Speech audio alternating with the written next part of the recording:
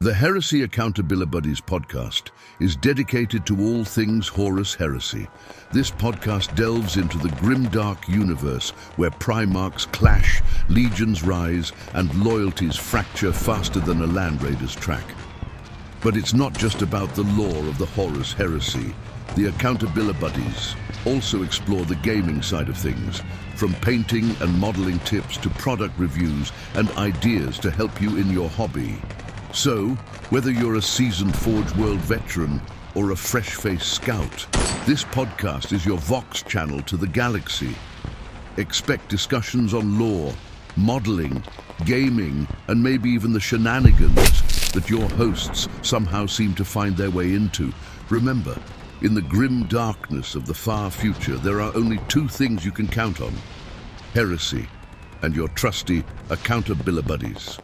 Hello everyone, and welcome to another amazing episode of the Heresy Accountabilibuddies. This time, your lovely host John is joined by... Dan. Duncan. Jack. Jamie.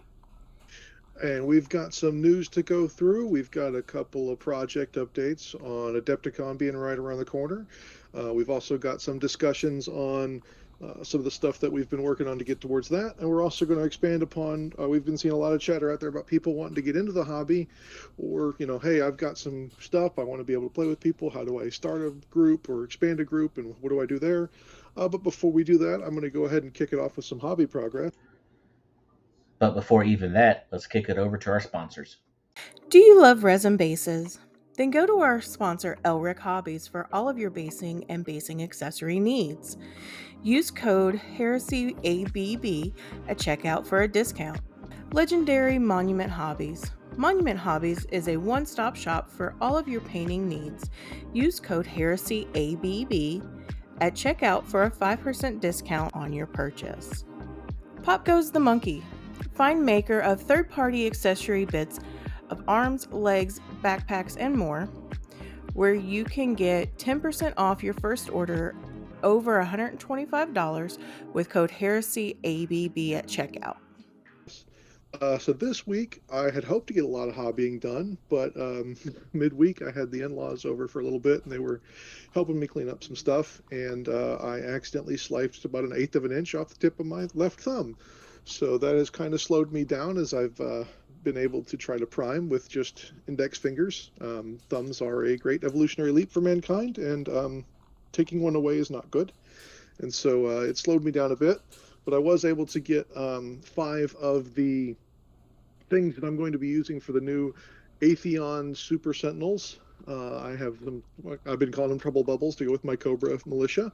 I got those primed this week and magnetized for my Adepticon list. I don't think they're any good, but I want to try them out anyway because I really like the kit that I bought.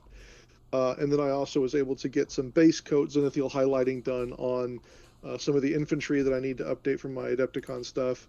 I'm building a custode for a friend, and so I got his head magnetized. I got him base coated in this really bright, brilliant gold that my wife had found, spray paint that you can almost see yourself in. It's so bright, and I'm going to do some other washes and stuff like that to dull it back down, and then paint the separate head and stuff like that a little bit later as we get ready for Adepticon. But that's everything I got up to this week. How about Dan? What have you been up to? So I built a Deredeo, and I repaired my Terminator squad. Is the first unit that got flung across the house and had to be put back together. Unfortunately, I had a hammer smash into 4 pieces, so I did change the weaponry. So I took a Thunder Hammer back to a Chain Fist because getting ready for Adepticon, I wasn't going to have time to pin a whole hammer back together. But yeah, actually it's going to be 70 tomorrow, so I'm putting my paper clips so I can pin my Deredeo to the base and prime it tomorrow. So Isn't that such a fun kit to build, Dan? So I enjoyed the kit, except for there's 2 little tiny pieces that go in the assault cannon in the back, and they've got like detail in them, like a little tiny screen and light or something like that, but they're just minuscule. and one of them ended up on the ground, and I had to crawl around on the ground for about 20 minutes picking up fuzz until I find it, and then figure out where it went. And then the other one, it still didn't get glued in really well. Neither of them are look great. And I don't know if for the detail the piece is worth it. Right. Yeah. Being a separate piece. But overall, I really enjoyed it. I like the way. So I magnetized the weapons, and when I was building it, I'm like, I don't know if I'm going to do that. And then it's just so easy. And I actually I didn't even put magnets in both places. They have the little built-in tabs for magnets. So they actually have tabs for the magnets up in the front where the weapon mounts to the arm, as well as back on the ammunition box piece. So I just put two magnets in on I think they're 3x1 or something like that. So I put magnets on each of the ammunition box pieces, and it fits in and fits so tight on the other part that, you basically was just able to put two magnets. I don't think there's ever going to be any sort of issue with that. So yeah, I really did enjoy building the model. It's a cool model. It seems to me, and I don't have a resin Daredale, but from seeing him on the table, he seems shorter, but that could just be me, not having one to reference and just thinking they seem taller. I've only got the plastic ones, so I don't know. But I don't think it's bad. I think for what it is, being a little gun platform, I think it looks cool and is, the right, kind of proportions of what makes sense. It's just in my mind, I seem to think that the resin one was taller. I do like the multiple options for the head and the dome pieces and the crotch piece. I left the dome open so I could put some Ultramarines decals. I did put the skull and laurels on the crotch piece, so to speak. Even though I probably, it's one more thing to paint, but it kind of looks cool.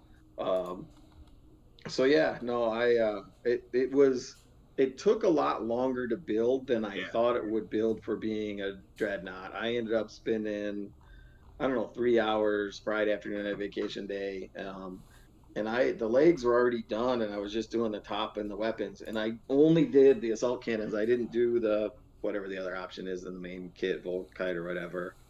At the time, I just did the one, and it still took all that time to put it all together.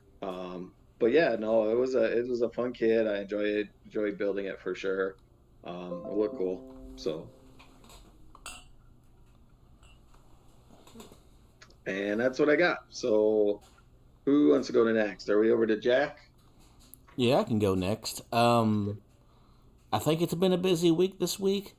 Did a new intro that everybody should have heard at the top of the podcast. People seem to like it, so I went with that. Started a shoebox. I cannot think of the name of it. The big tanky thingy that I got from Duncan. Mastodon. Yeah, Mastodon. One of those things. That's been a pain in my side this week. And I finished my team list for Adepticon. Basing and weathering and everything, along with resin pouring, because I'm an overachiever. Which kicks me off to my teammate, Duncan. Are you done yet, buddy? So, as of right this moment, I have one base left to finish. So no. This week I have... Yeah, so no. Okay, you're right. No, I have one base that still needs to finish drying before I actually attach it to the bottom of the Marine. And yes, I will be done. This week I have done 20, 30, 40, 50, 60, 70. I've done 80 bases. I've finished 10 Assault Marines. I've finished 10 Heavy Support Marines. I have worked on 2 Dreadnoughts. I've done all those bases from start to finish. I have attached them to 80 Marines. I have sealed them, got them all done, and they're sitting over there happily on my shelf and right here beside me where the rest of them are drying, ready to go. I still have, for my BDH lists, I still have 27 Marines to put on bases, but the bases are ready for them. And I've got 2 characters put on bases. And right now, at the moment, I'm actually sitting here and painting on a Dreadnoughts. I'll hopefully have the Dreadnoughts completed by the next weekend. So, yeah, I'm nearly done with everything for beyond our team list, sir. Because I'm an overachiever.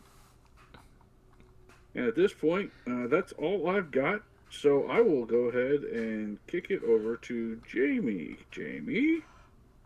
So I'll keep it short and sweet. Was like Duncan. I kind of ran out. I usually do my bases in like a big batch so that when I need them, I just slap a mini on them and go. And I had basically run out of that. So I did another huge batch of like 100 32 mil bases, and then 3 60s, and then was it an 80 for the Dorado? Yeah. So yeah, I've been cranking out bases like that, and then I finished the first of the 2 Irredemptor squads, and I finished that Mark 6 librarian. I've had soccer practice started this week, so I've had limited hobby time, and my wife has been working in my office a bit too, so I've tried to get done what I can. But and I got a box of goodies from John. So boxes of goodies are always good. It's a large box of goodies. I guess, is that everybody, or has John gone? That is everybody. Yeah, that's everybody. Yeah. Okay. Cool. So I guess. Great job on hobby, everybody. So let's go ahead and move on. Yeah, let's talk about what our new releases are this week. I think we can all agree that we came this week for Heresy Thursday. We had the reveal of a pretty awesome character in the Heresy. There's been some third-party releases for him so far, but in my opinion, Tybalt Mar, the Hunter of the Shattered Legions, was revealed this week. I think it's probably one of the coolest looking Sons of Horus figures out there. I don't think we needed another Sons of Horus figure, but as far as they go, I think because he's just a line officer, he's not super into the demon-y stuff, I think it's probably one of the nicer looking figures that we've gotten out of GW. I speaking as a resident Sons of Horus player, I love the model. I think it looks great. I look forward to acquiring it, painting it, throwing it in my Sons of Horus lists, and having it around. I really like the aesthetic they have with him, much like I like the aesthetic they have with all the Sons of Horus characters. That said, and I do not mean this as a knock towards GW, but please, GW, there are legions other than the Sons of Horus and the Imperial Fists out there, including legions that do not have praetors or even special characters at all.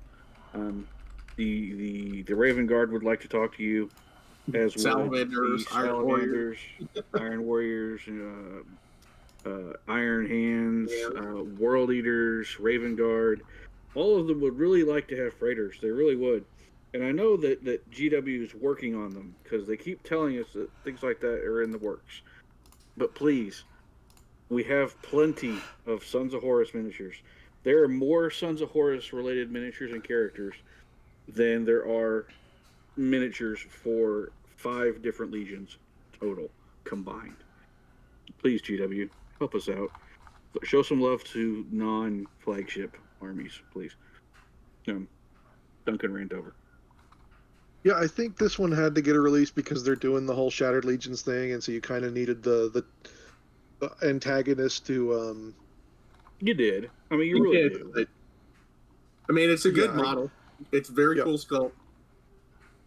It's not got a ton of eyes on it, so I can kind of cut those off, and it would be a really good Delegatus or any kind of mid-level character, even a Centurion-level character for Ultramarines or anybody else, too. So it's not, like, overly Horus-y, which is kind of what I was saying. You know, he wasn't very demonic. He was just a Sons of Horus. That's what he did. Yeah, he was just a line praetor. So. Yeah, it was like if Loken went bad. That was why he was such a good foil for him. Yep. And now, I will say this. I have the Little Legends Horus Aximand, and I love it. I have it painted. It's one of my favorite models I've ever gotten. But when GW puts out one for him, because Lord knows at this point they've already said they're doing special rules for all those characters. Yeah, I can't wait to see that medal. The GW official one, that'll be cool. I'll get that, and I'll still be disappointed that other stuff hasn't come out for other people. But yeah, I do like Tybalt.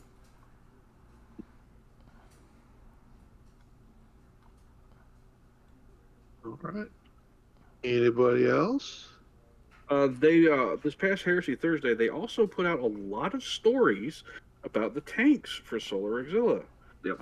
I think they did like 3 different Warhammer community articles about different tanks, designing tanks, painting tanks, all for the Solar Aux. The redesign for the Lehman Russ to be more in line with Heresy as opposed to 40K aesthetic-wise. And I really got to give a lot of kudos to GW for those, because they're going all out on the splash for the Solar Aux and making them very publicly different and new. And I'm really a fan of that, because I like the fact that they're also effort not into it is amazing. Yeah, and I like the fact that they're not just making them new, that there were specific callouts in the article that said that there are 2 hatch options for all the tanks to make them tie into the older releases. So that way, if you've got older Russes and older tanks, these new ones aren't going to look totally alien. That was, I get a little OCD and try to make all my stuff match, but that was one of the things that bothered me with my Guard was when the new Russes and new Chimeras came out, they completely changed how the model was. And so, like, my tanks were completely different. So I was stuck with, the whole gamer, do I change everything, or do I, just have half these tanks look goofy and half these tanks look, all your new tanks going forward look different. So I like the fact that there's going to be at least you pass your eye over it. Yeah, continuity along the hatches and things like that. Because if there's such a hard change, it does look a little jarring in the middle of your army. Now, John, correct me if I'm wrong. Isn't the guy that designed these tanks the same guy that's done most of the other Heresy tanks and also all the terrain? Yeah. Owen Patton did it again. Knocked it out of the park with some more tank designs, and we can kind of see that because of the way that they build from his terrain. I mean, like, everything is on a even keel scale. So, like, even kits from that he designed 10 years ago will mesh with kits that are getting released now. So, I mean, he puts a lot of thought into these kits that a lot of people don't realize how much he goes in to make these kits, if they're modular, integrate with all the other stuff too. Yeah, and I also saw that. And that the fact that the weapon sprues, it's the way they're built is also so you can swap out parts to make them fairly easy for the other things. Because we've seen that there's going to be 2 different Rust releases, there are going to be 2 different Malkador releases, and the way he's done it is so that that's all just done on one sprue. In the past, there used to be a couple weapons or a half a sponson was on a sprue. The way he's laid these out is that it's planned for future modularity and future releases. And so that way, I've also seen a couple reviews and the fact that they're not necessarily built for magnets, but just like the Krytos, if you plan ahead a little bit, there's a lot of parts that are used the same on all of them, or they all use the same mantlet, stuff like that, where you can easily swap out parts if you just know where to put some green stuff and sink a magnet into. Or in a couple reviews I saw said that not the turret, but the hull gun on the Dracosan didn't even need a magnet on there. It just plastic to plastic fit that good. So yeah, I look forward to it. I'm not a big Solar Aux guy, but I think my Cobra Militia is going to be upgraded to Solar Aux if they do any better. But it's definitely stuff I'm looking forward to as far as maybe Malkadors for my Marines and things like that. And I look forward to seeing them across the table. Oh yeah, that's one of the big things for me is seeing other people with the ideas they come up with for their paint jobs on these. It's just going to be awesome. And that article that came out with the different types of units and things. I know we talked to Pop Goes the Monkey a couple weeks ago about maybe making a swappable unit logos and things like that on there. It looks like those logos are going to be sculpted on, but they wouldn't be that hard to swap out. And then you've got different paint schemes that could come up. There was also a couple of official paint schemes that were officially dropped in this Ye Old Tertio standard guide that came out this week. and so you can get an understanding of how they're going to look, as well as maybe somebody with a little bit of Photoshop skill could go in and try out some paint schemes and things like that too. Well, an idea just with like our tanks, like you could make unit flags. Mm-hmm. Yeah, like a flag that's maybe like in motion or whatever with different unit numbers or whatever. Yeah, with the open spot on the back of the command backpacks, you can also put aerials and things like that to tie the units together. And there's a bunch of different ways that's going to be really cool and easy to customize these things. Yep. It's going to be fun and it's going to be awesome. And I'm looking forward to the stuff that the community does with it all. Yeah, my local chat's already been like, well, I think these heads look cool, or what do you think of these heads over here, or how can I build new units? It's really, I like seeing that in the hobby.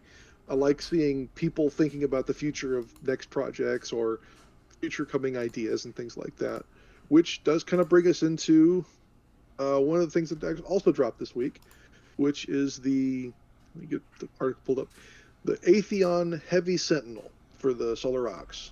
Finally got its rules dropped. I'm going to be completely honest. I was a bit underwhelmed, mainly because it's a heavy support, and so therefore it's fighting with Russes, which are one of the best options in heavy support. I thought it probably should have been elite or something like that. That's not as big of a stuffed force organization short entry. The rules, we can go through and read it if y'all want, but it's basically like a slightly downgraded Contemptor, but it's also got heavy, so therefore it can't run. It's got mechanized, which means it suffers from almost all the same things that a Contemptor suffers from, except it can't be haywired. It's got some other issues that are coming in with that. The upgrades are a little wonky, because while it can fire all the weapons it has, so it comes with a special type of missile launcher, or you can upgrade that to 4 hunter-killer missiles.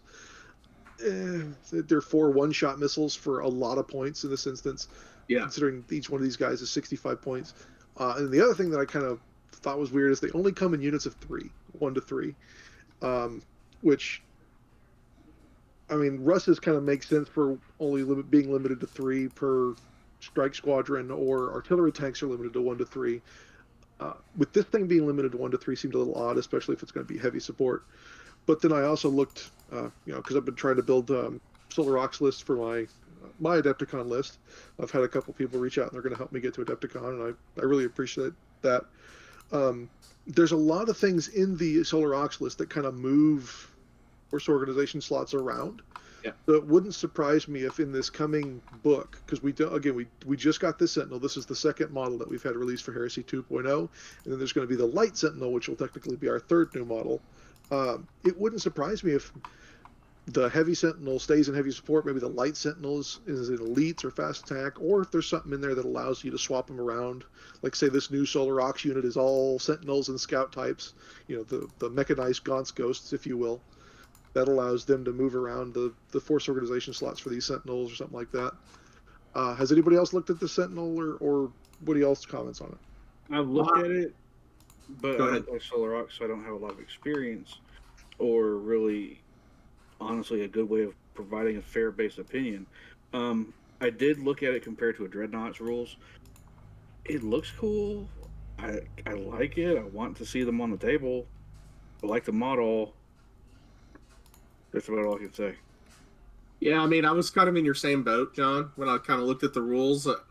I was like, it's not bad.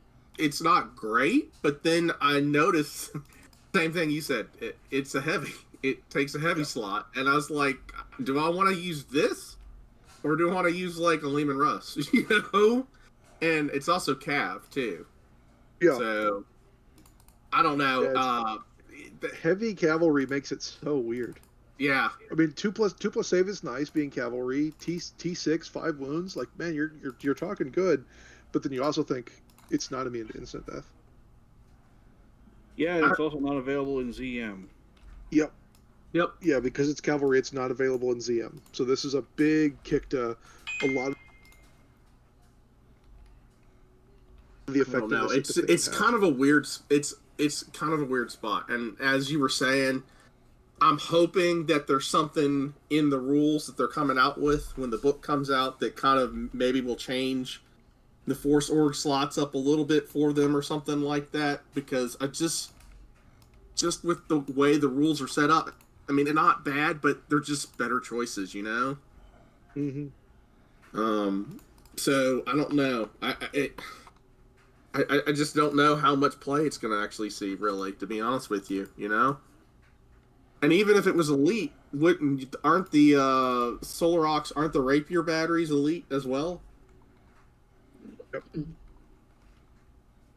Yeah, I don't see anyone taking this thing with a multi-laser, because you can upgrade it to have a special Volkite, or the Volkite Culverin, which is great for 10 points. A last cannon for 20, which is pretty good, but again, I'm comparing this to a Vanquisher cannon Russ. That's pretty normal, is 20 points upgrade for a las cannon, so I mean that's not bad. Yeah, but it's 20 points on BS3. Yep. Yeah. The Melt-a-Lance is almost too good for its cost. Same with the Heavy Incinerator. The Melt-a-Lance is Armor Bane ranged, 18-inch, Strength 8, AP1. So you're always getting that Melt-a-Roll. That's the one I would go on it. Yeah. But then... That's like 35 points or something. 25, yeah. Yeah. And then you've also got to contend with the fact that the existing missile battery is 30-inch range, Strength 4, AP5, Assault 1, 5-inch blast, barrage, twin-linked. It seems like it's trying to do two jobs at once, but it can't split fire. It can't. Yeah. It's so weird that it's, and again, it can't run. It can't scout. I don't know what this thing is trying to do. It's neat, which is kind of why I was saying that my trouble bubbles are going to be. I'm going to try them out as either I'm probably going to use the multi-lance or the Volkite. I can't figure out which one. If I go Volkite, the Volkite is also going to supplement the missile pod, the existing missile pod, fairly well. Yeah. So I think that'll be a decent choice. I mean, it's an interesting. It's a new release for Solar Aux. Well, I mean, it's a cool model. Yeah. Most of the Solar Aux stuff I like so far. Like, just the models are all really cool, and there's some neat touches to them. It's a weird place for this in the list. So, I can't really disagree on that. That it seems odd for me, but I don't think the points are terrible. Yeah, I don't think the points are terrible overall, except maybe the 100 killer missile cost. But yeah. As a heavy support option, it's just so odd. Well, hopefully there's a way to move it to something else. Yeah.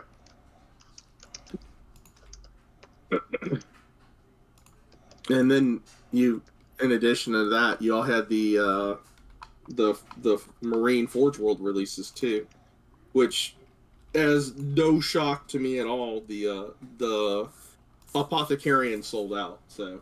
Oh yeah, the pre-order for the Apothecarians happened this past Saturday, and yeah, those are gone quickly. Yeah. Mm-hmm. Well, they haven't. The regular Apothecarian set hadn't been available for a long time. Yep. So. And that's been kind of telling, is how long they were gone. Hopefully, even though these have sold out, they will come back and be available soon, because I was going to order some, and I didn't get a chance to order a single one, because by the time I got online to do so, they were all gone. Yeah, that's the same down. You're getting Command Squad soonish? That's if it's officially announced. I don't think it's been officially announced yet. Well, we got our roadmap that says Plastic Spring, Legion Command Squad, and melee weapons. So yeah. I guess it'd be sometime between now and May. It's springish. My money would be on it being previewed at Adepticon. Yeah, that probably. And that would be my money. It also wouldn't surprise me if they do maybe release a new roadmap then, because didn't they do the roadmap last year? They did. Yeah, so I could see maybe getting or even a teaser for the next Primarch or something like that as well. Yeah, and I'll say this, please, GW, we have a new Russ. The old one's kind of spindly, kind of thin, a bit bow-legged. His head's terrible. Or a con on a bike. Yeah, give us a con on a bike. Or give us a bike for the con. Just Tell us to put on the base. We're fine with that. Give us another Ferris Spanish model. Chan's head. Make it All look right.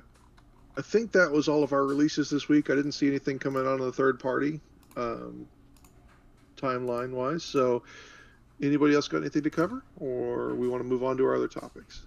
I think we're ready to move on. All right, Duncan, what you got? So lately, I've been talking to a lot of people who have been listening to the cast, and I've had a number of people reach out and say things to me like, "Hey, I love Heresy. I like playing Heresy. I like building Heresy. I like painting Heresy. I like the lore of Heresy. But there's no real Heresy community in my area." They'll say things to the effect of, "I'm the only person who has a Heresy army. There are a couple people who used to play Heresy, but they all quit, went to 40K, or there's just nothing really in my base area for this game. But I want there to be." So I've been working and talking to a couple other people, and I know Bama Blake is working on building a Heresy community and a Heresy event series down in Alabama, around where Jamie's from. And we're hopefully going to have him on next week. I know our friend Chris Pretty down in Texas has been doing an Escalation League in his area, bringing more people into Heresy and into the hobby for wargaming in general and listening to podcasts and everything else. And I think those are wonderful things. And I'd like to get Pretty on here and talk about what he's been doing to try to help build a community around him.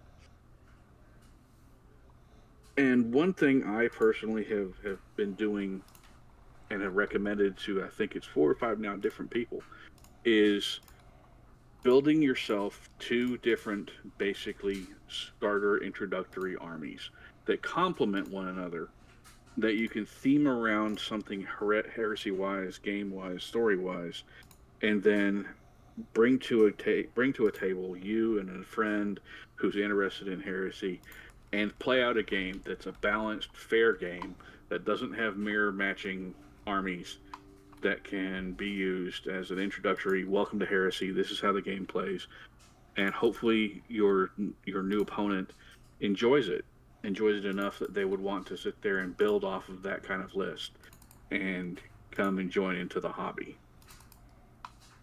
I built 2 lists, I think it was 2 days ago now, for a friend of ours, Mike, who is a listener, and I built him a list that was World Leaders and a 1,000-point World Leader list and a 1,000-point Imperial Fist list. And he's lucky in that every single bit of the list is stuff that he already has miniatures wise, because it's nothing really overly demanding, and it's a good solid pair of opposing forces that both embrace the shooting phase, movement phase, and hand-to-hand combat phase to try to introduce Heresy to a new player. And since they're both 1,000-point lists, they would also be perfect for introducing someone to a small ZM to show them another type of way to play the game. Both lists do include dreadnoughts. They do include a lot of Marines. I think each list is right around 45 Marines plus a dread. So it's just, hey, this is how Heresy works. This is how we play the game. These are both thematically themed lists. The World Eater list that I gave him was actually built around Erlin, the captain of the World Eaters, who was betrayed at Isfahan 3. And the Imperial Fist list is built around the force holding on that's being the Imperial Fist force that's being assaulted by the Iron Warriors in Angel Exterminatus. So both of them are themed lists and are built around having fun and bringing people into the joy of the hobby.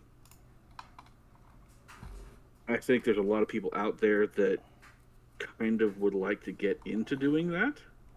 And I highly recommend doing it. I myself have introduced 2 players, my friends Corin and my friend Trevor, into Heresy because they expressed interest in it. Trevor has now gone whole hog into word bearers, and he's painting up his dreadnoughts. He actually sent me a picture of his dreadnoughts, or a dreadnought, the other day, and it looks amazing. Kudos to you, Trevor. That's a great looking dread. I look forward to seeing it on the table soon. And I think that there are other communities or players out there who are in similar boats who could really go out of their way to do this without putting too much extra effort into the game or into their modeling and hobbying, and introduce more people into the game and basically build a community around themselves. What do you guys think? Yeah, I worked at a hobby shop for about 5 years when I was in college, and I think I was able to quadruple the miniature sales, and that's really kind of community building. The big thing that I noticed was the thing that always brought people in was making sure that everyone was having fun, making sure that you had events that could bring in the most amount of people, and that starts with do the intro games at low points, 1,000-ish points, and then kind of build up from there. Doing a slow grow league like you said, Pretty's doing. Another thing that's also great for that is apocalypse games, where we have larger collections. We can just kind of sponsor people to come into an apocalypse game. Say it's 1,000 points per person. Make sure that if you've got a larger collection and you set these things up, bring in an extra 3,000-4,000 points that you can kind of loan out to people and have kind of watch over them if they've kind of played before or they're just getting their feet wet. You can kind of just kind of take them under your wing and say, hey, deploy by me. I'll help you through these. You can move them and shoot them, and then we'll tell you what to shoot. And that way you can kind of direct them a little bit, but they're doing all the decisions. They're doing all the explosions and cool parts. And that really helps a lot of people get into the game. They can see, hey, I'm not here yet, but this is where I can get to, and these are the things that I can do once I get into the game. That's another good way that I've found that really kind of trips people's trigger. And if you don't have 5,000-6,000 points, you can always do like Lucas does a lot with Apocalypse ZM, where you can do smaller. A 6x4 game, you could probably fit 5 or 6 people on that table with Apocalypse ZM. You don't necessarily have to have all the tables ZM. You can, do it with the tiles or draw it up or print it out. There's a bunch of different ways to do that, but just ways that you can get more and more people involved. And once they're involved, they're going to start buying models, and then they can start building their own collections. I'll pass it on to somebody else. Yeah, so this is more started in first edition than second, and the army isn't as great in second, but my word bearer list was exactly so. I have my big ultramarine collection, right? And I'm like, well, I want another army. I want to go traders. And so I said, well, what's the best trader to oppose ultramarines word bearers?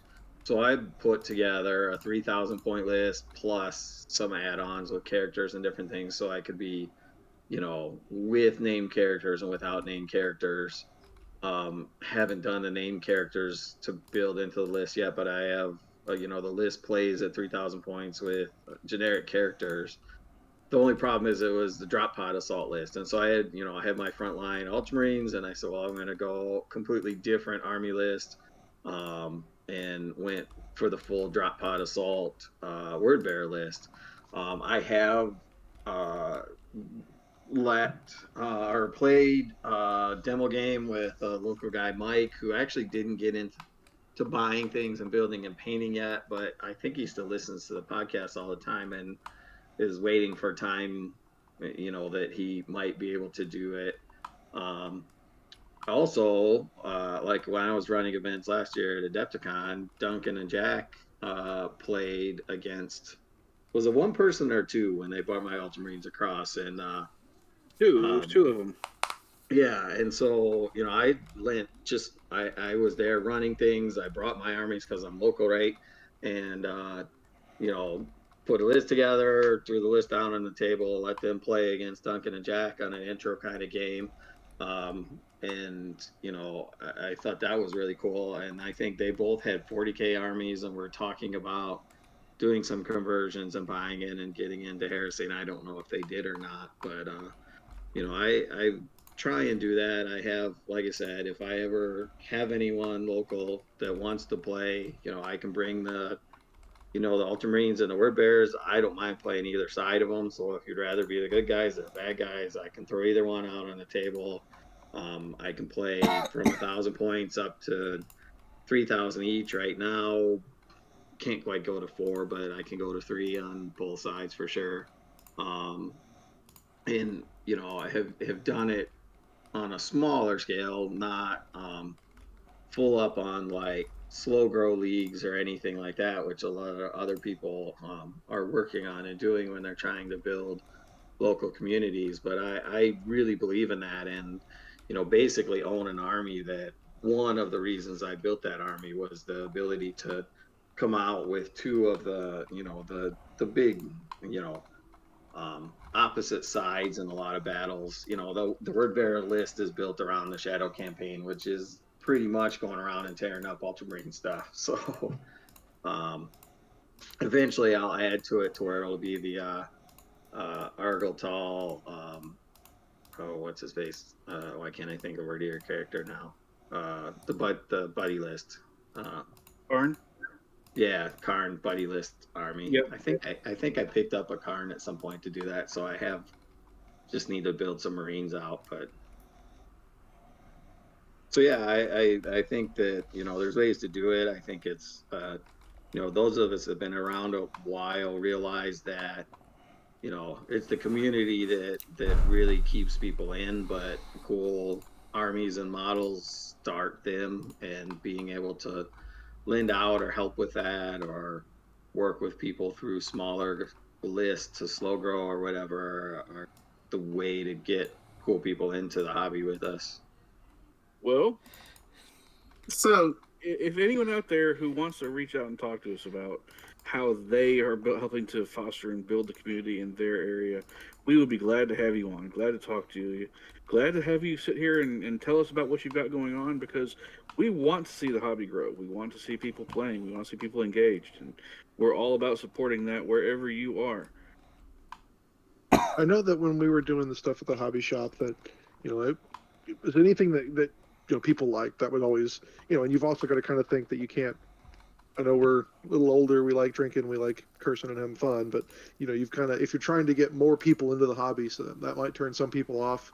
The other thing that we did that was really popular was the narrative campaigns that were also tied into kind of the slow grow.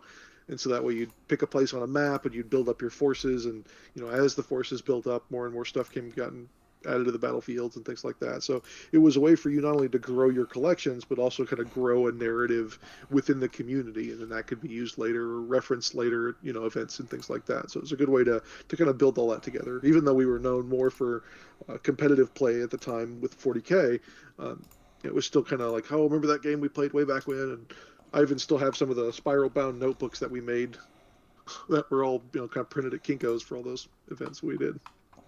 And that's one thing I always liked about the homegrown events and homegrown leagues is Beta Garmin's cool. The Cathonia book are cool, but the story that the community comes up with for their own event stuff, for their own miniature campaigns, for their own area that they want to build stuff in, for kind of like Ferrix does everything. I just love that. I love everybody playing in the same community universe to build up more stuff, tell their own story in their own way, because it just shows how much love and passion people have for the game and the various aspects of it, and what it means to them based on how much effort they put into their characters or their army or their story. And it's just so mind-blowingly fun. It's just fun that we all have. I mean, we all do it. Who here among us hasn't built a custom Praetor for the army that's based purely around how you want the character of your army to play? We all do. Yep. I mean, Absolutely. That's part of it, is the customization of everything to be personal to you. Yes, it may look different than the generic way the aesthetic looks, but it's how you want it to look, and I think that's just wonderful. Yeah, and it doesn't just have to tie in with the rules either. It can be, I know that going back to that kind of home built campaign, I got eliminated pretty quick, and so one of the other guys left the area, and so I took over his stuff, and so I had to rebuild my commander because obviously that guy got slaughtered. So the next commander that landed on the field, even though he was technically exactly the same character in my list, I wanted him to be somebody new, and so I built up a new guard commander for that. It outfitted exactly the same way, but he was just a different guy. That was who was coming in to reclaim the battlefield.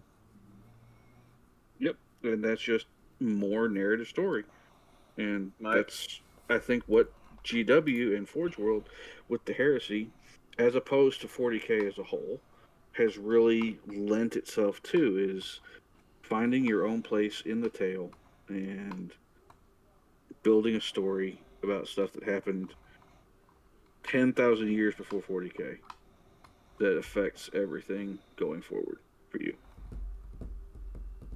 Yeah. Well, I have to say, I mean, I probably talked about this before, but I started playing in the mid '90s, and I messed around with an Eldar army, and then bought a Tyranid army, which I still have and love, and then I figured everybody eventually builds a Marine army, so I picked out the Manus Warriors from the little blurb in Rogue Trader about the Badab War, which before the Imperial Armor books ever came out, so. My Manus Warriors are the old school Manus Warrior symbols, hand painted because there are no decals or anything. And, I basically played in a slow grow campaign league that was like event league, tournament league that was like 5 tournaments. And I started out and I named all my sergeants and characters. And then as the league went on, as you built points up, I promoted characters, and a sergeant, that did really well in the first week was now my commander by the end and everything. And so that's long before Heresy ever came out. Nobody was playing narrative. That was me. I had a story that I brought along and put on a table, and most people would just kind of look at my list and play the game and ignore it. I had a couple buddies that thought it was cool and whatnot. And so I've done the same thing. My current Praetor that I run on the Ultramarines started as a sergeant. In the first Michigan GT I went to, he had 2 or 3 things. They was like the last man from the unit standing through a battle that he took a bunch of saves and barely lived through. And then he went and blew up the main objective, and the final battle was like rushed up, and his unit did that. So then he was a delegatus for the next 2 events, and did some good stuff. And then eventually he's the Praetor, and now he kind of leads the group.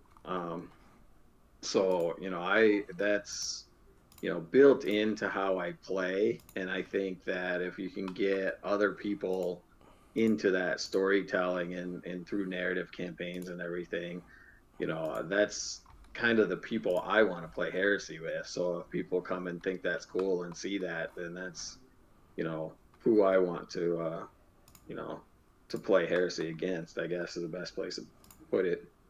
I think you just hit on something really good. Yeah, you hit on something really good, Dan. Is always be the player that you want to play against.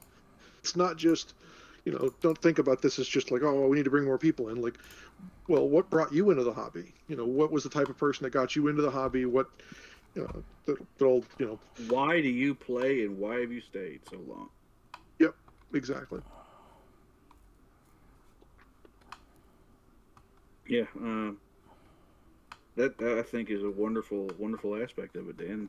Thank you for mentioning that. And John, thank you for clarifying it as a whole.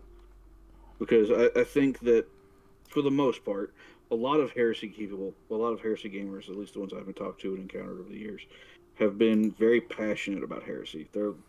This is what they have chosen to spend their hobby time, their precious hobby dollars on. And they don't want to sit there and play games with people who aren't who they want to associate with. So they'll make friends, and they'll be friends with you, and they'll be friendly with everything.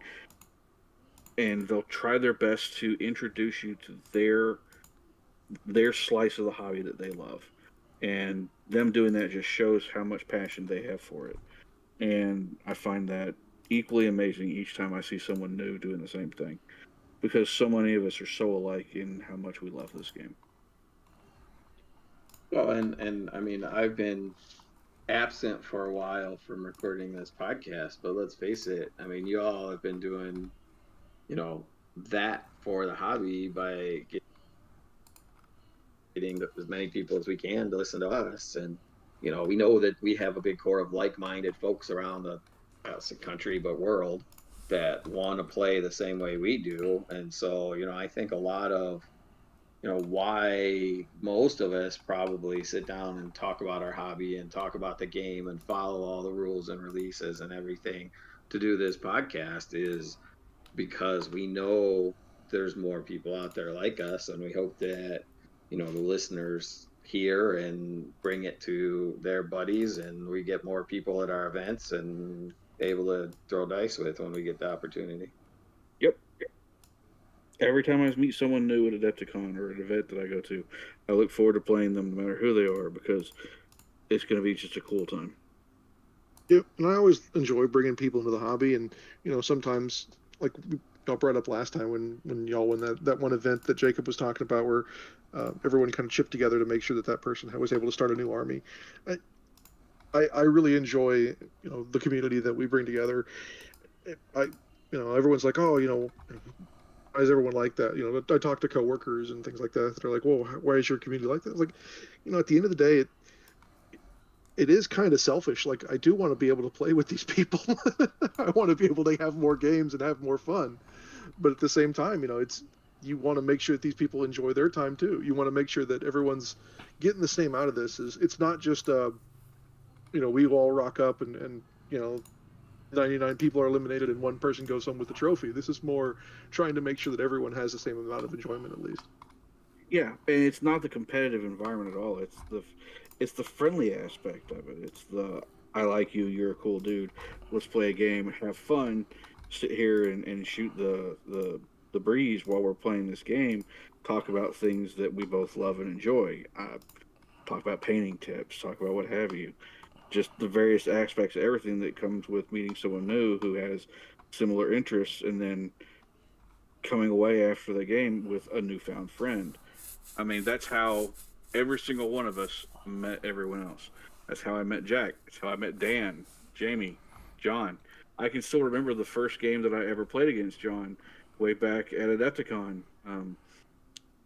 Jack and I were on the team table, and John was on the opposite side. And we had a three-person game, or a three-person side game on a Ryan Kimball table, and John brought these drop pods in that could kill somebody. And yes, because they were heavy drop pods. And I can remember the first time I played against Dan, and I can remember hanging out with Jamie, because I haven't played against Jamie. And there's other people out there who I count as some of my closest friends, and it's all because of this hobby and the building community and building player bases and building friendships. And for me, that's everything that I've wanted and want out of Heresy and gaming as a whole. Yeah, that's just kind of how I am. I'll never forget the first time being at painting class and hearing Jack's maniacal cackle giggle echoing throughout the room while Matt was trying to teach the class. I'm sure that was Duncan's fault. Jack does have a unique giggle. I probably was. I probably said something asinine. I'm probably. Really I would assume so. You guys were always at the table next to each other, so. Yeah. You guys realize that's over 5 years now? Oh, shut your mouth. Shut your mouth. Don't you put that evil on me, Ricky Bobby. Don't you do that. But then again, I sit here and I think, going back, how long have we been playing games? Realistically, I mean, none of us are young kids at this point. We're all old in the hobby, as it were. But yet here we are, still with the same level of passion we've had for years, still talking about it, still wanting to preach it to other people, to bring them in so that they can find their niche in the hobby and find themselves in the hobby as well. I find that kind of telling.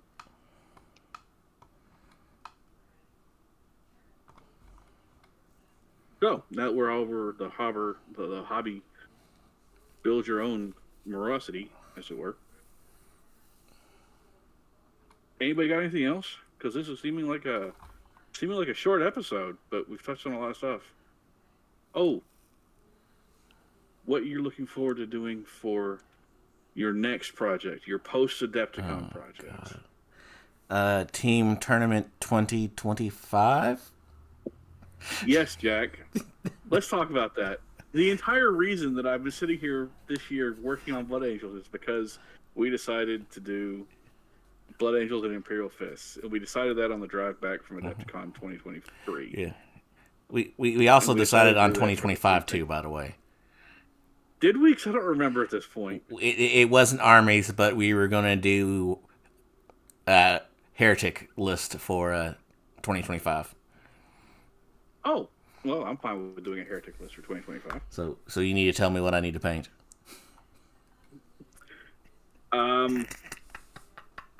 I don't know. I'm not really sure what army to play for 2025 yet. What y'all think about that?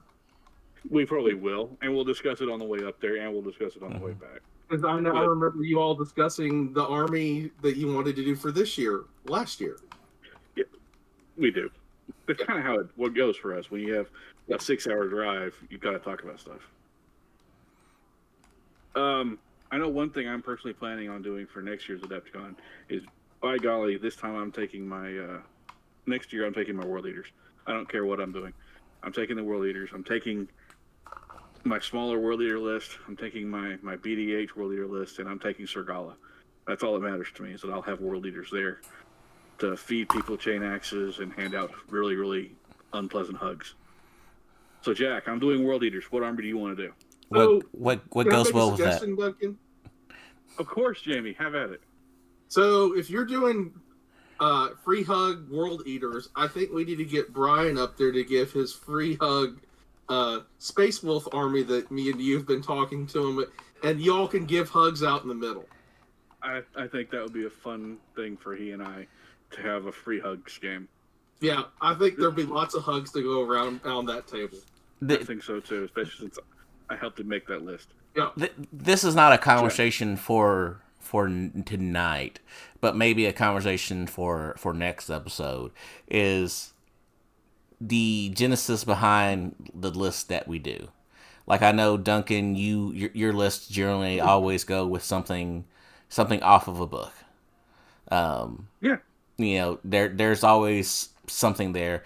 I'm always doing either something that sounds cool or a painting scheme. John just does it for the love of the game.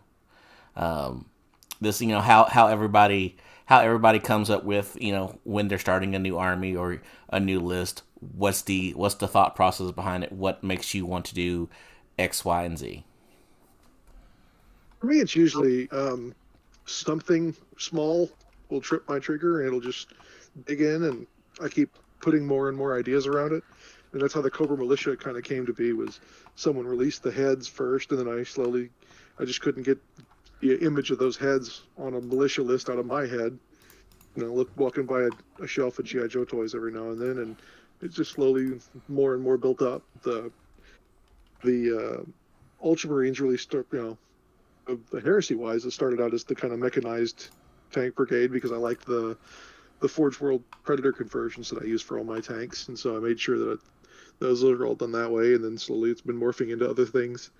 And so as they come out with more stuff, I just kind of want to use those and, you know, build a bigger and bigger Ultramarines lists. That's kind of how that comes about. So it's usually something small that gets stuck in my head. So, you know, something inspirational that kind of gets stuck.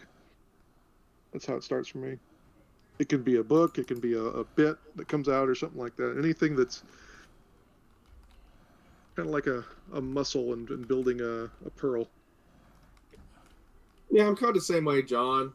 I mean, like, something fluff-wise might spark my interest, or, you know, like with my Dark Angels, I guess War Crimes were in particular mine when I started both the build-outs on them. So it's, yeah. So, like, lots of tanks and then stuff that causes people to basically be eradicated. So, yeah. I really like the phrase building a list around war crimes. That just, I find that amazingly funny. In some way. You know, I mean, my, I guess my Night Lords list was the whole thought behind like the terror squads or whatever, and like their whole goal is just to incite terror to basically not to prevent like the full army from having to be, or legion from having to be released. So that's how I kind of built out my Night Lords. Like kind of over the top with the shock and awe, I guess you would say. And you know, like some of the other lists that I do, it's usually something fluff wise for that particular legion might catch my eye or something like that, and then I kind of build it around that core unit and go from there. I can respect that. Well, I guess we obviously have a lot of way to talk about this next time as well. But Jack, I think next year for you is Night Lords. You just want to see me paint lightning. That's Just showed you all those glow in the dark lightning decals. You don't have to paint. Yeah, those lightning. look badass. I don't have any project for those, but I was looking at them. I'm like, I want to order some of these anyway. I I've got some micro UV. By hand. I've got some UV LEDs you can build into the base, the display base, Jack, or so you can hold them on keychains. Or you they could glow all the time. Or we could do the Buddy Heresy list, and I could do Karn, and you can do Argotol, and you can do Word Bears. I think I already have Argotol. Is he the one on the wings? Then you could do, yes. Then you could do Word Bears, but you'd have to have an Erebus, and you'd have to have a top hat and a monocle and a handlebar mustache. Or you could just win the Toys for Tots army at Adepticon. First off, you don't tell me what I do. Second off, John, take us out of here. My daddy. All right, gentlemen. Yeah, we are starting to wander a bit. So always remember to be accountable to yourself and to your buddies. And again, this episode, I'm John, and I've been joined by Dan, Duncan, Jack, and Jamie. And we'll talk to you next time.